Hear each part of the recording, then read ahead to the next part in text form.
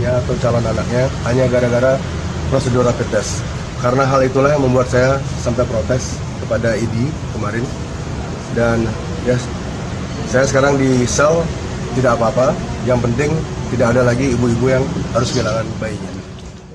Drummer Superman is Dead SID IGD Ari Astina alias Jarings ditahan di rutan Polda Bali dan Pasar Bali Rabu 12 Agustus 2020.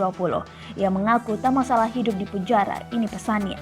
Sebelum ditahan, Jarings mengatakan dirinya tidak keberatan di sel asalkan tidak ada lagi ibu-ibu yang kehilangan bayinya karena prosedur rapid test. Pesan saya semua media, semoga tidak ada lagi ibu-ibu yang kehilangan calon anaknya karena prosedur rapid test. Saya sekarang di sel tidak apa, yang penting tidak ada lagi ibu-ibu yang kehilangan anaknya, kata Jarings saat diwawancara awak media sebelum masuk ke sel tahanan. Sementara itu kuasa hukum Jarings Wayan Gendo Suwardana mengatakan untuk poin pemeriksaan hari ini sebetulnya tidak jauh berubah dari pemeriksaan sebelumnya.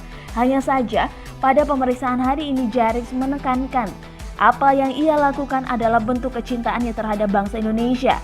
Gendo juga mengatakan Jarings berteriak selama ini tidak ada kepentingan politik dan lain sebagainya. Ditanya apakah dia kecewa kliennya ditahan, Gendo tidak mau menanggapi.